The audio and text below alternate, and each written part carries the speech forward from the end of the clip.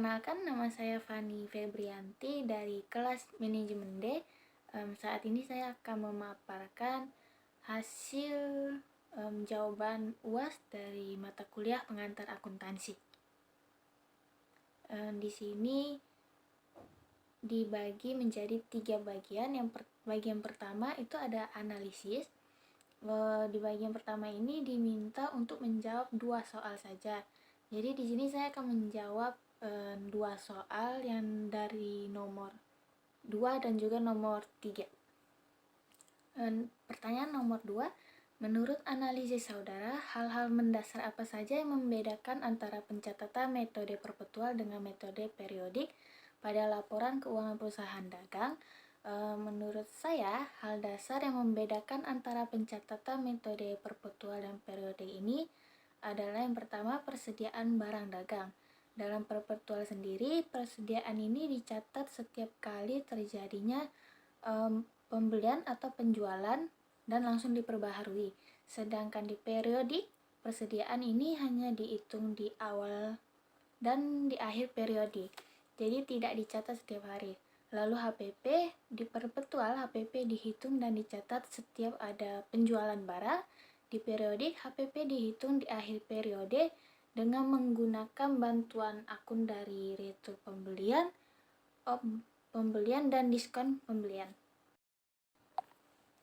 Lalu untuk soal yang nomor 3, pertanyaannya, menurut analisis saudara, setelah kita menyelesaikan pembuatan laporan kertas kerja, apakah kita perlu membuat laporan keuangan seperti laporan laba rugi, laporan perubahan modal, dan laporan posisi keuangan? Bukankah pada kertas kerja sudah mencakup semua laporan keuangan? Menurut saya, iya, perlu dibuat lagi karena kertas kerja banyak terdiri dari laporan sebelumnya seperti neraca saldo sebelumnya, penyesuaian, dan neraca saldo setelah penyesuaian, sehingga kertas kerja ini terlihat belum rapi dan kemungkinan juga ada yang tidak bisa membaca kertas kerja.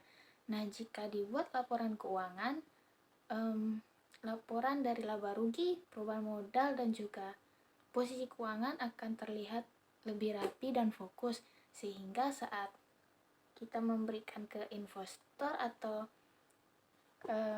yang lainnya dapat dipahami dengan mudah.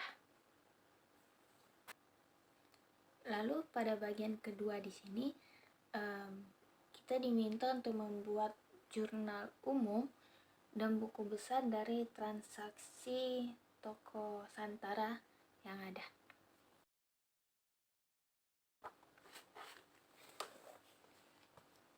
Untuk soal pertama, pada tanggal 1 Desember, TB Alitra membeli 12 sak semen kepada TB Ardi dengan termin kredit 10/10 N/30 FOB Destination Point dengan nilai Rp12. Di sini diminta dicatat menggunakan metode periodik. Nah, karena TB Alitra membeli 12 sak, jadi kita beli 12 sak semen. Jadi akun yang tersinggung itu ada pembelian, di debit dengan nilai 12, lalu utang dagang di kredit 12. Kenapa utang dagang? Karena kita di sini membeli dengan kredit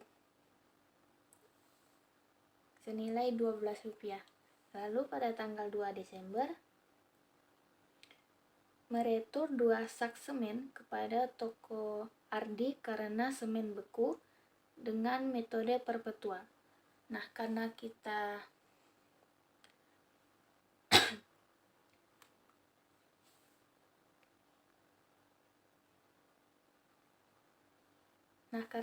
meretur, jadi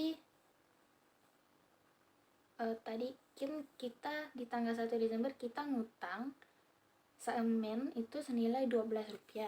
Nah, karena kita ngeretur 2 sak semen, jadi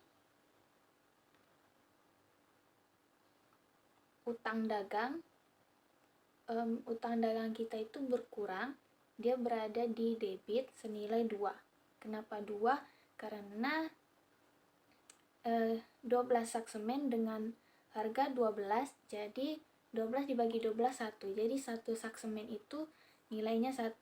Karena kita ngeretur 2 sak semen, jadi 2. Jadi utang dagang di debit 2, lalu persediaan barang di kredit 2. Karena utang dagang, kenapa utang dagang di debit? Karena tadi kan kita utang 12 nih, tapi karena kita ngeretur 2000, jadi uang 2000 itu balik ke kita. Jadi utang dagang kita berkurang, jadi dia di debit dengan nilai 2, lalu persediaan barang dagang berada di kredit karena barang yang kita beli tadi, persediaan itu berkurang. Jadi persediaan kita ini berkurang, jadi dia ada di kredit 2.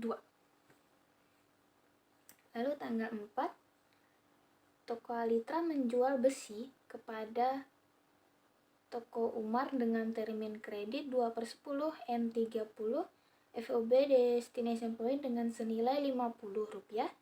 HPP barang yang dijual senilai 15. Nah, karena kita menjual besi kepada Toko Umar dengan termin kredit, jadi Toko Umar ini ngutang sama kita. Ya, jadi Toko Umar ngutang sama kita, jadi piutang dagang itu berada di debit karena mereka ngutang ke kita. Jadi dia di debit 50, lalu penjualan itu di kredit 50. Lalu ada HPP di sini 15. Jadi HPP-nya di debit 15, lalu persediaan di kredit 15.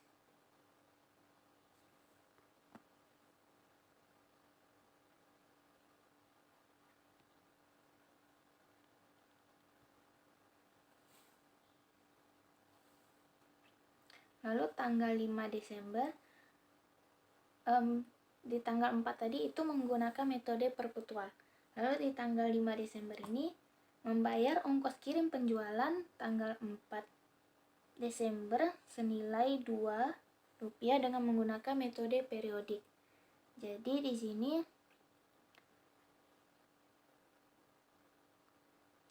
karena kita bayar ongkos kirim penjualan, jadi beban kirim penjualan itu berada di debit nilainya 2, lalu kas itu di kredit nilainya 2 karena kita ngeluarin uang kita buat bayar ongkos kirim. Lalu tanggal 6 Desember melunasi pembelian semen tanggal 1 Desember.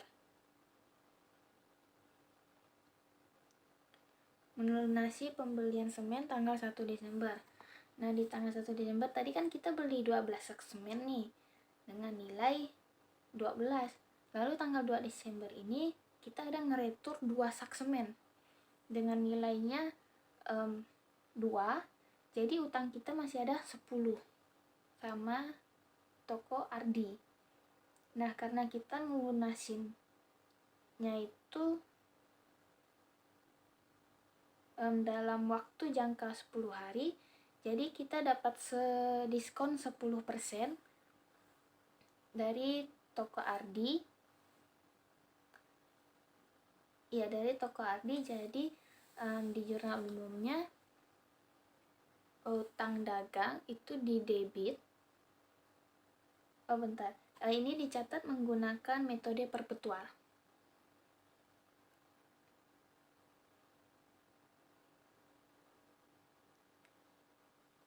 Ya, jadi di debit itu ada utang dagang. Utang dagangnya tadi kita 10.000 ya. Jadi kita ngutang sama Toko Ardi tadi 10.000 di debit.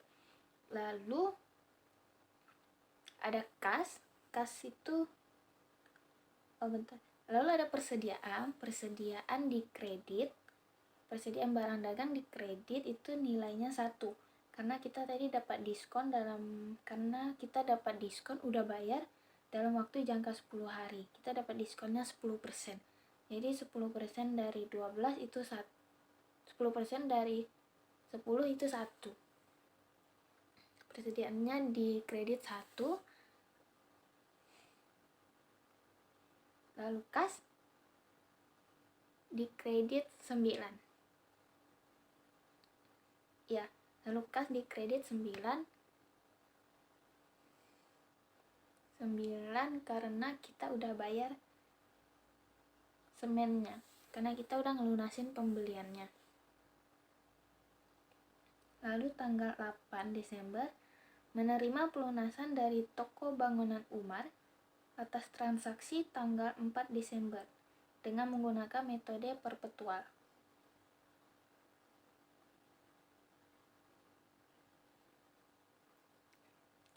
Ya, jadi di tanggal 4 kita jual besi ke toko Umar dengan termin kredit 2/10.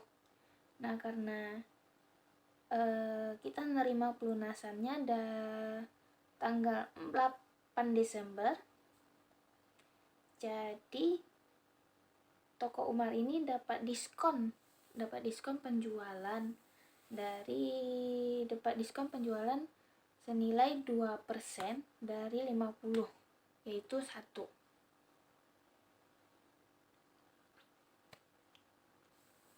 Jadi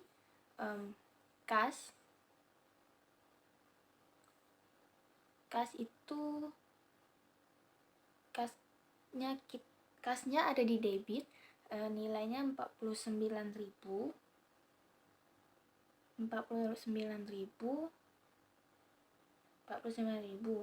Lalu ada diskon penjualan karena toko Umar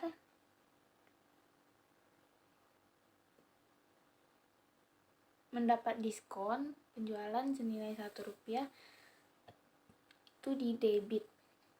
Lalu piutang dagang di kredit dengan nilai 50.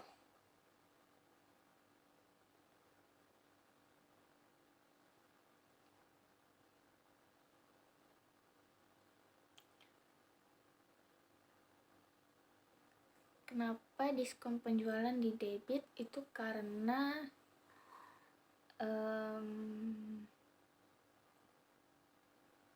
diskon penjualan kita ini mengurangi hasil pendapatan kita, potongan harga. Jadi total di jurnal umum itu semuanya di debitnya itu 141, lalu di kredit itu 141 balance. Lalu pada buku besar, di sini kita diminta buat masukin akun kasnya saja. Jadi di buku besar ini, di akun kasnya ini ada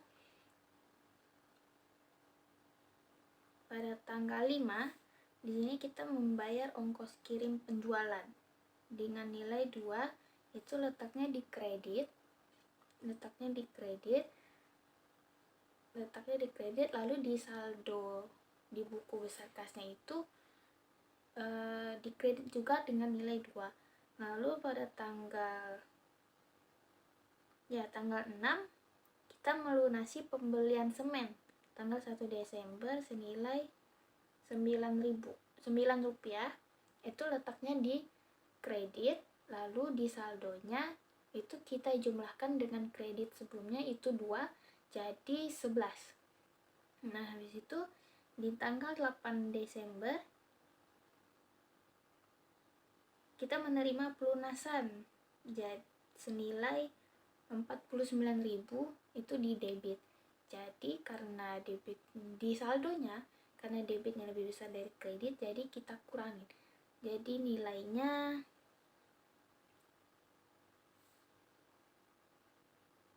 berapa tadi? 9,18. Nilainya 38 di debit. Lalu pada bagian ketiga di sini diminta untuk membuat jurnal penyesuaian. Di sini ada 8 soal. Jadi soal pertama, jurnal penyesuaian ini dikerjakan dengan menggunakan metode perpetual dan juga metode periodik. Di sini kita kerjakan yang perpetualnya dulu. Di soal pertama, peralatan kantor dibeli pada tanggal 1 September 2018, estimasi masa pakai 6 tahun, nilai sisa 0 dengan metode garis lurus. Nah, karena nilai sisanya 0, jadi kita langsung bagiin aja peralatan kantor di neraca sebelumnya itu ada 60, lalu kita bagikan dengan masa pakainya 6 tahun, jadi 10. Jadi di jurnal penyesuaiannya beban depresiasi peralatan kantor karena dia menyusut karena pengurangan nilai aset, jadi dia di debit 10, lalu di kreditnya akumulasi depresiasi peralatan kantor 10. Lalu yang kedua, bayar asuransi kebakaran untuk 1 Januari 2019 sampai dengan 31 Desember 2023. Nah, di neraca saldo sebelumnya asuransi dibayar di muka itu 50. Jadi karena dari 1 Januari 2019 sampai dengan 31 Desember 2023 itu waktunya 5 tahun, jadi 50 dibagi 5, 10. Jadi beban asuransi di debit itu 10, asuransi dibayar di muka di kredit 10. Lalu yang ketiga, perhitungan fisik perlengkapan 31 Desember 2019, saldo akhir sebesar 25. Nah, di perlengkapan neraca saldo sebelumnya itu nilainya itu 40, karena saldo akhir di 31 Desember ini sebesar 25, jadi tinggal dikurangi 40 dikurang 25, jadi 15. Jadi beban perlengkapan toko di debit 15, lalu di perlengkapan toko 15 di kredit.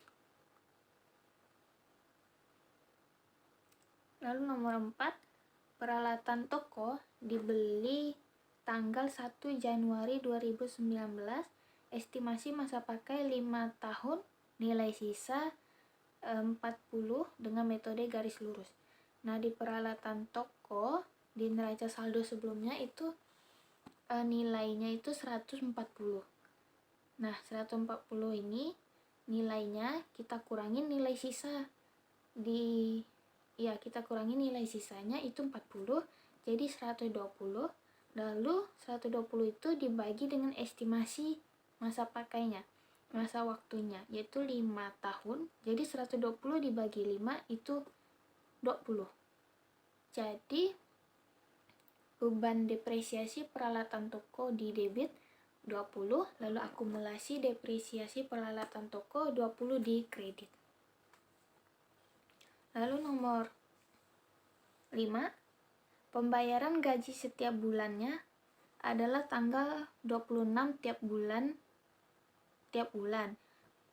Bulan Desember ini toko tetap buka selama tanggal 27 sampai 31 Desember. Gaji karyawan 2 per harinya.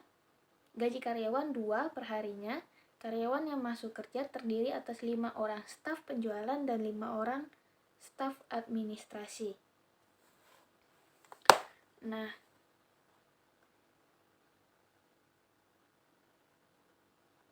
karena tokonya buka selama 5 hari dari tanggal 27 sampai 31 dan gaji karyawannya itu per hari 2, jadi 2 ini kita kalikan 5 harinya itu 10, lalu kita kalikan 5 orang yang ada di staf penjualan staf penjualan senilai, jadi gaji staf penjualan itu 50. Lalu 10 tadi kita kalikan juga 5 orang di staf administrasi, jadi 50-50.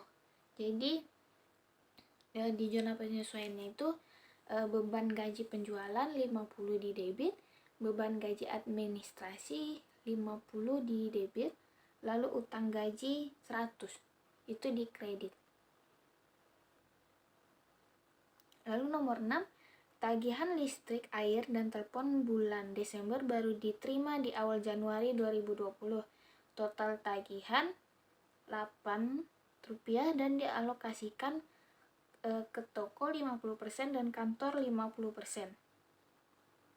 Nah, ini Rp8 ini kita kalikan 50% di toko dan juga di kantor 50%, jadi itu 4. Jadi beban listrik, air, telepon, toko 4 di debit, di kantornya 4 di debit juga. Lalu di kreditnya beban yang masih harus dibayar itu 8 karena kita masih ngutang. Jadi ya, beban yang masih harus dibayar di kredit 8. Lalu nomor 7, utang bank dengan BNI untuk modal kerja dengan bunga 30% per tahun selama 5 tahun. Pinjaman cair pada tanggal 1 Mei 2019, cicilan pokok dan bunga dibayar setahun sekali. Cicilan pertama jatuh tempo tanggal 1 Mei 2020. Nah, di sini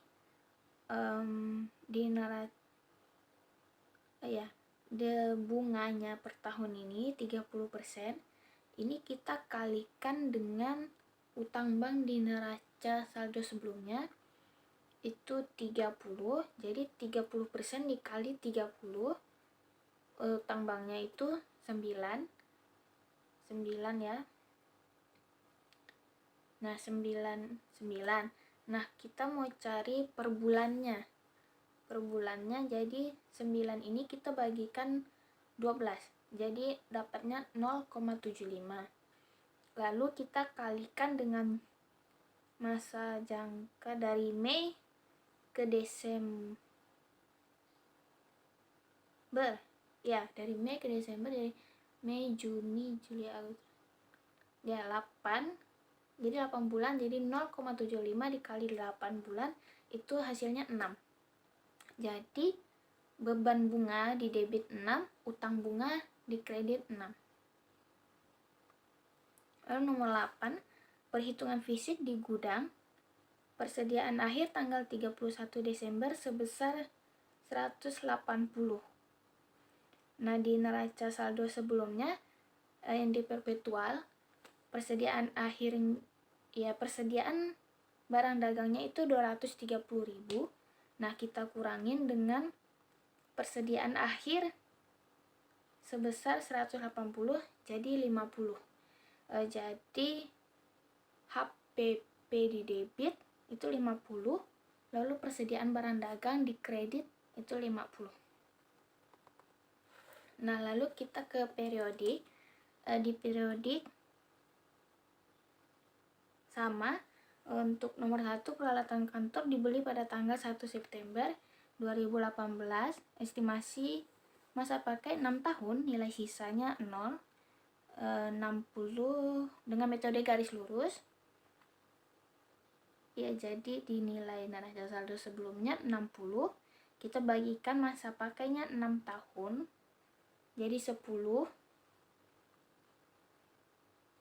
Jadi beban depresiasi peralatan kantornya itu 10 di debit, lalu akumulasi peralatan kantornya itu 10 di kredit. Nomor 2 juga sama, nomor 3 juga sama, 4 juga sama, 5 sampai 7 juga sama. Di nomor 8 untuk metode periodik ini kita di nomor 8 ada tambahan soal. Saldo awal persediaan untuk periodik itu 100. Jadi kita mau nyari HPP-nya dulu di nomor 8 ini. Nah, cara nyari HPP-nya ini kita bakalan hitung dulu. Jadi saldo awal persediaan itu kan 100. Nah, lalu kita cari pembelian bersihnya. Nah, pembelian bersihnya ini dari akun pembelian, lalu retur dan potongan pembelian, lalu diskon pembelian. Nah, pembelian ini nilai pembelian itu 745.000. Lalu kita kurangin retur dan potongan pembelian 25.000, lalu kita kurangin lagi diskon pembelian. Jadi diskon pembeliannya 5, jadi 25 tambah 5 30. Jadi pembelian tadi 745 kita kurangi 30 itu 715. Nah, jadi pembelian bersihnya 715.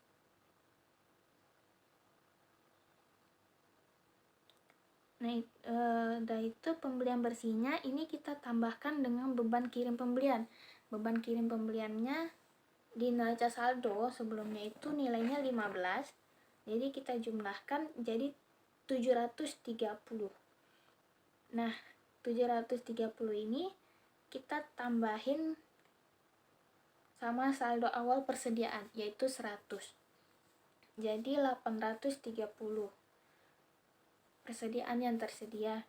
Lalu 830 ini kita kurangi saldo akhir yaitu 180.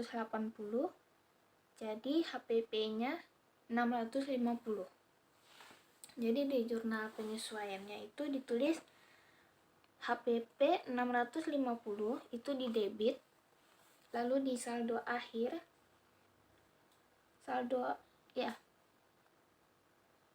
persediaan saldo akhir itu 180 di debit. Lalu retur dan potongan pembelian di debit, diskon pembelian di debit. Retur dan potongan pembelian itu 25 di debit, diskon pembelian 5 di debit. Lalu pembelian 745 di kredit, beban kirim pembelian 15 di kredit. Lalu saldo awal persediaan itu 100 di kredit. Jadi total jurnal penyesuaian untuk periodik itu 1029. Yang di jurnal penyesuaian metode perpetual tadi hasilnya 219. Oke, jadi setelah jurnal penyesuaian kita diminta buat lanjutin ke kertas kerja dengan metode perpetual dan juga periodik. Oke, jadi di sini di kertas kerja ini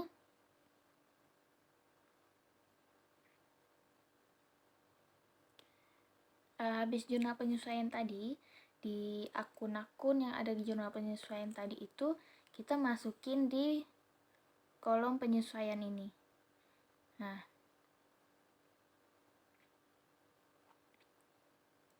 kayak persediaan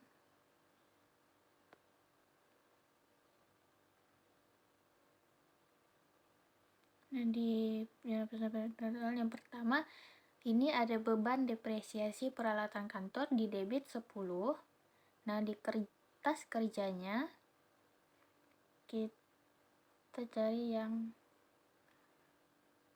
beban depresiasi peralatan kantor ini. Nah, kita masukin di penyesuaian itu 10 di debit. Begitupun akumulasi peralatan kantornya 10 di kredit.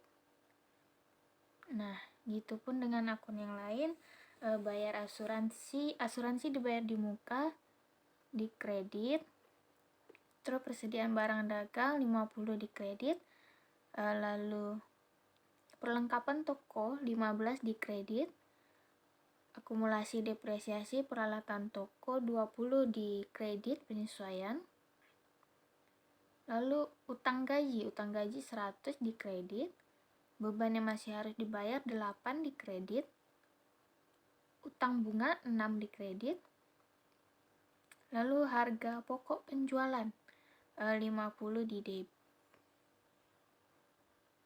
50 di debit, lalu beban gaji penjualan 50 debit, beban depresiasi peralatan toko 20 di debit, beban perlengkapan toko 15 debit, beban listrik air telepon toko 4 di kredit. Lalu beban depresiasi peralatan kantor yang tadi 50 di debit, beban asuransi 10, beban listrik air telepon kantor 4. Beban gaji administrasi 50, beban depresiasi peralatan kantor 10. Nah, beban bunganya 6. Nah, penyesuaian 6. Nah, lalu di neraca saldo setelah penyesuaian, ini penjumlahan dari neraca saldo sebelum penyesuaian dengan penyesuaian. Nah, di sini contohnya persediaan barang dagang di neraca saldo sebelumnya itu 230. Nah, di 230 ini di debit. Nah, di penyesuaiannya itu 50 di kredit. Nah, karena debit ketemu kredit, jadi hasilnya kurang. Jadi dikurangin. Jadi 230 dikurang 50, hasilnya 180 di debit di neraca saldo setelah penyesuaian. Nah, kalau yang tidak ada di penyesuaian, kayak kas di BNI ini 250 di debit, neraca saldo sebelum penyesuaian. Lalu di penyesuaiannya ini tidak ada, kosong. Jadi tinggal pindahin aja ke neraca saldo setelah penyesuaian, itu tetap 250. Piutang dagang juga tetap 450. Lalu asuransi dibayar di muka 50 di debit. Lalu di penyesuaian ada 10 di kredit. Jadi 50 dikurang 10. Jadi hasilnya 40 di neraca saldo setelah penyesuaian di debit.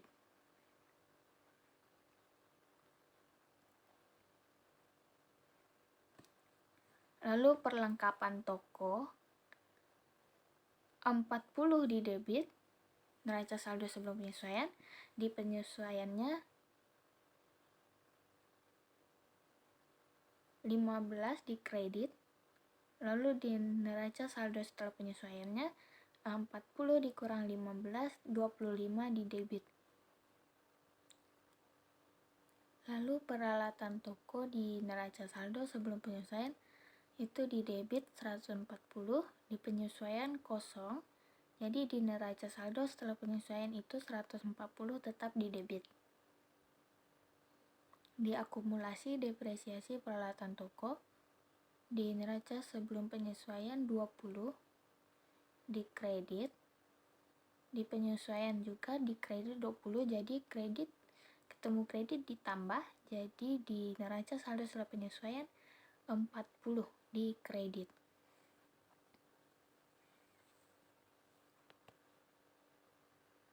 Lalu peralatan kantor sama 60.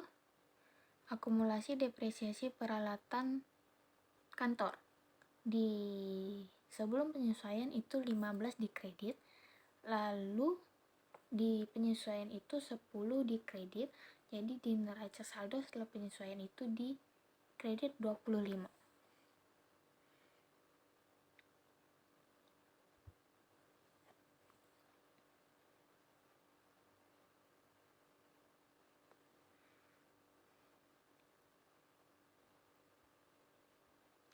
Lalu utang gaji. Nah, utang gaji ini di penyesuaian dia 100 di kredit. Di sebelumnya itu tidak ada, kosong. Jadi di neraca saldo penyesuaian tetap 100.000 di kredit juga. Beban yang masuk dibayar 8. Penyesuaian di neraca saldo setelah penyesuaian 8 juga di kredit. Lalu utang bunga 6 di penyesuaian kredit, di neraca saldo setelah penyesuaian 6 di kredit juga.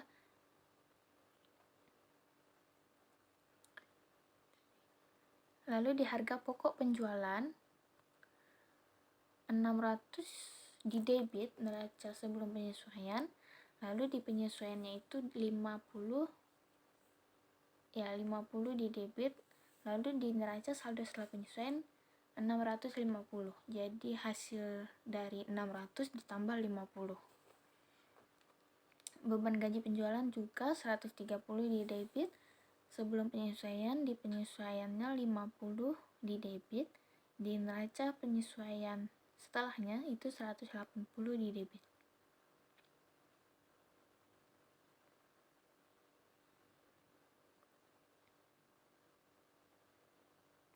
Lalu di beban depresiasi peralatan toko 20 di debit penyesuaian, lalu di neraca saldo setelah penyesuaiannya itu di debit 20.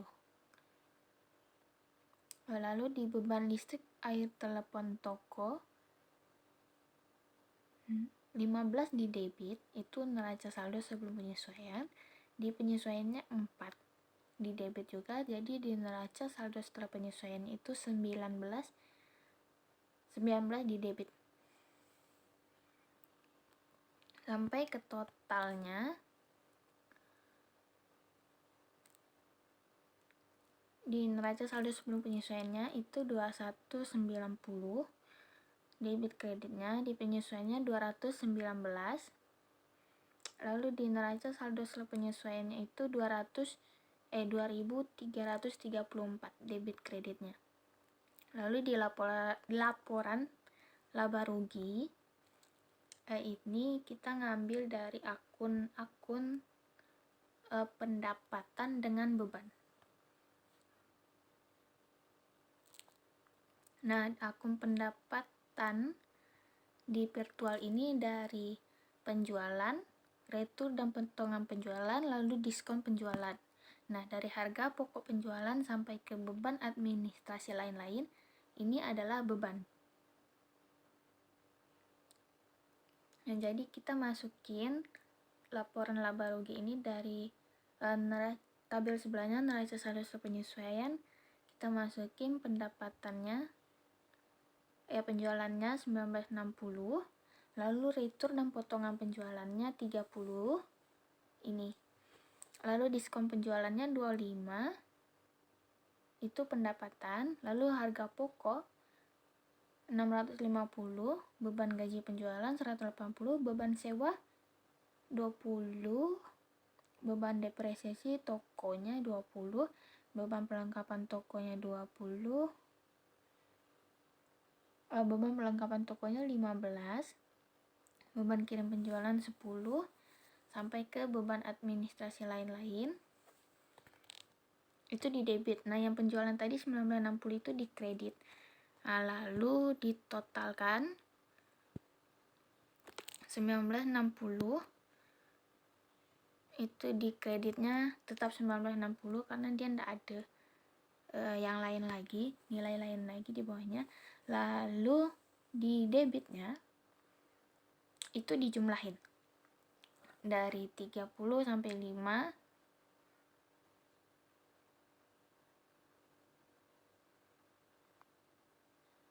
dari 30 sampai 5, lalu ditotalin hasilnya 1149.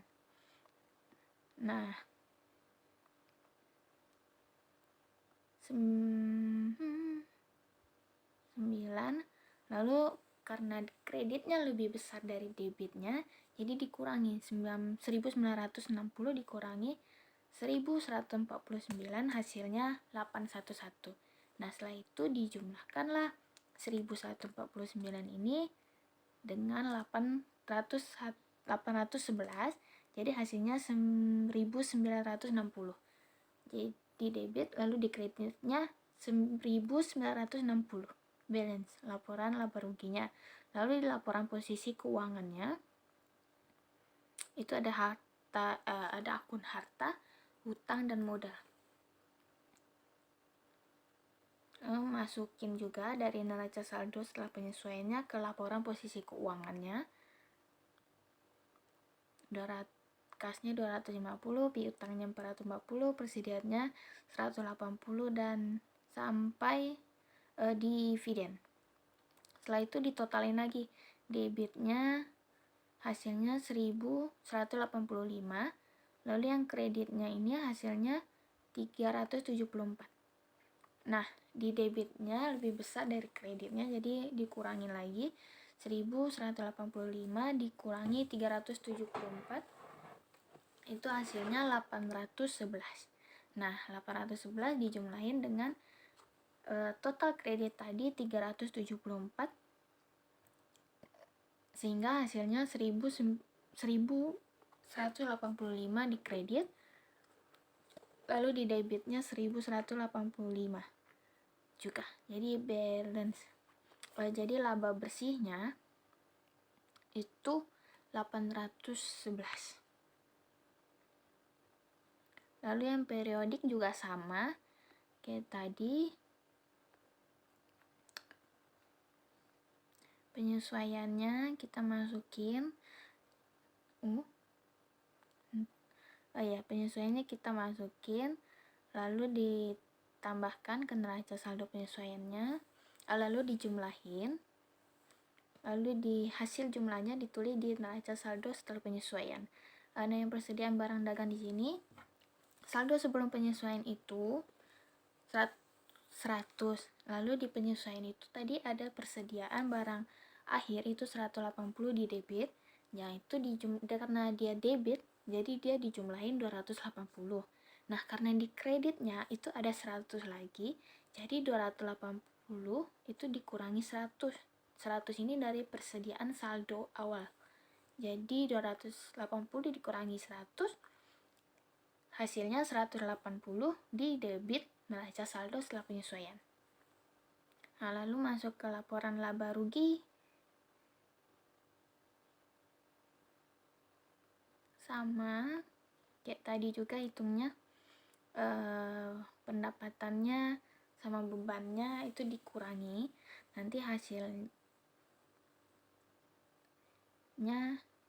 di debit itu 1149,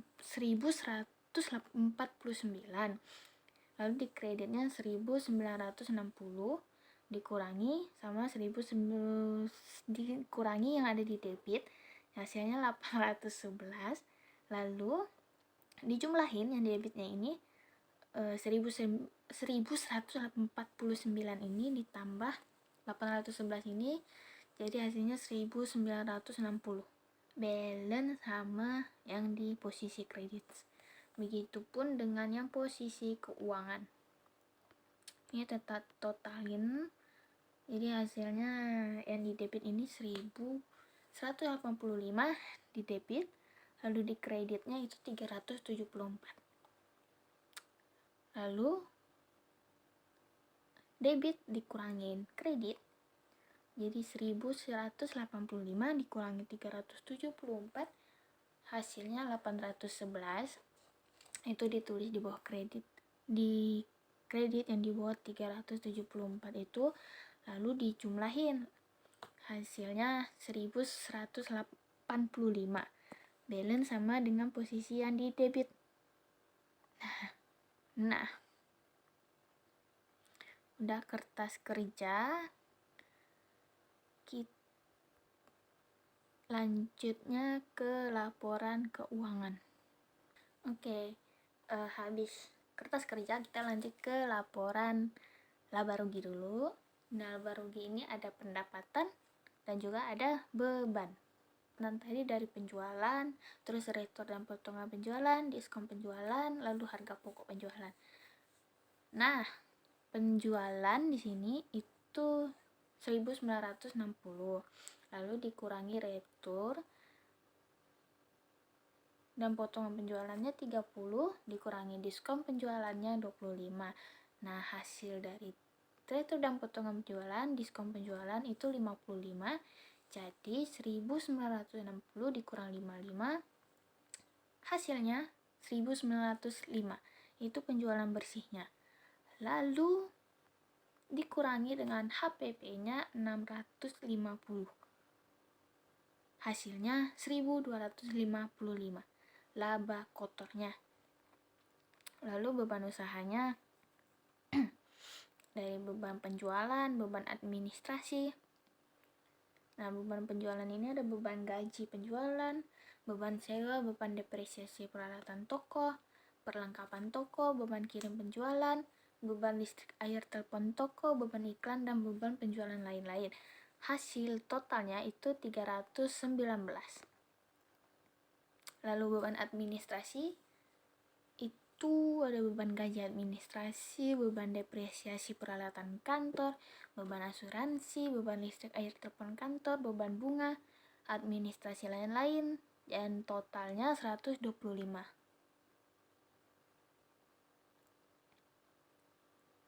Nah, total beban penjualan sama total beban usaha, total beban administrasi itu dijumlahin, hasilnya 444. Total beban usahanya. Nah,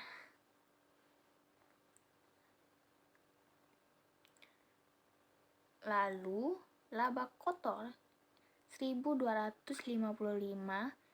kita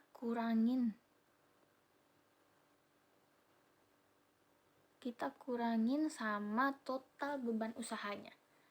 Itu 444. Jadi laba bersihnya 811.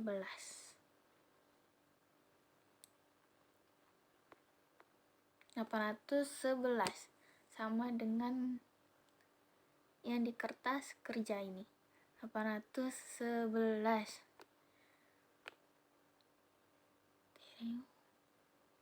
Lalu lanjut ke laporan perubahan ekuitas.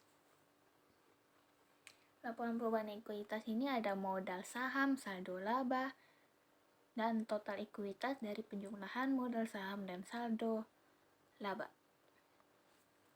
Lalu di saldo awal, itu modal sahamnya itu ada 25, itu dapatnya dari neraca sebelumnya.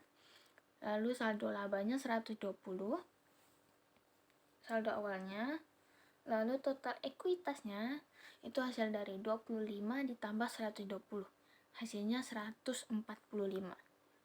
Lalu ditambah dengan laba bersih. Nah, modal sahamnya ini kita tidak tambahkan. Yang kita tambahkan di sini saldo labanya saja sama total ekuitas. Nah, laba bersihnya itu kan 811. Jadi di saldo labanya itu ditambahin 120 tambah 811. Lalu di total ekuitas juga ditambahin 145 ditambah 811, lalu dikurangi dividen 40. Nah, saldo labanya setelah dikurangi dividen itu 891. Total ekuitas dikurangi dividen 40 itu hasilnya 916. Jadi saldo akhir untuk modal saham itu tetap 25, lalu saldo laba 891, dan total ekuitas itu 916. Lalu ke posisi keuangan. Posisi keuangan kita ke aset. Ada aset lancar dan aset tetap. Di aset lancar ada kas di BNI, piutang dagang, persediaan barang dagang, asuransi dibayar di muka, perlengkapan toko. Di kasnya itu ada 250, piutang dagangnya 450, persediaan barang dagangnya 180, asuransi dibayar di muka 40, perlengkapan tokonya 25, lalu total aset lancar itu 945. 25, jadi total aset lancarnya itu 945. Total aset lancarnya. Lalu aset tetapnya ada peralatan toko 140, akumulasi depresiasi peralatan toko 40, peralatan kantor itu 60, akumulasi depresiasi peralatan kantor 25. Nah, 140 ini dikurangi 40. Dikurang 40 hasilnya 100, ditambah dengan 60 hasilnya 160. 160 dikurangi 25, jadi hasilnya 135 untuk total aset tetap. Kenapa dikurangin? Karena akumulasi. Karena diakumulasi ini catatan pengurangan nilai, jadi dia dikurangin. Jadi total aset lancar tadi 945, total aset tetap itu 135. Lalu dijumlahin hasilnya 1080. Itu total aset keseluruhannya. Lalu ke liabilitas. Liabilitas ini ada liabilitas lancar sama liabilitas jangka panjang. Di liabilitas lancar itu ada utang dagang 20, utang gaji 100, beban yang masih harus dibayar 8, utang bank 6, total bunganya 6. Lalu ditotalin, jadi total liabilitas lancarnya 140. Lalu liabilitas jangka panjangnya itu ada utang bank 24. Jadi total liabilitasnya itu 140 ditambah 24, hasilnya 164. Lalu kita total liabilitas tadi ditambahin dengan perubahan modal tadi, total ekuitas ini 916. Jadi 164 ditambah 916 itu 1080. Balance sama total aset dan total liabilitas dan ekuitasnya. Jadi selesai.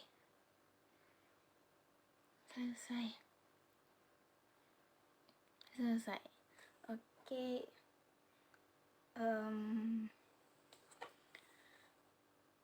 Mungkin sekian dari pemaparan jawaban UAS saya. Sekiranya ada kesalahan kata atau hal yang tidak berkenan, saya mohon maaf. Terima kasih.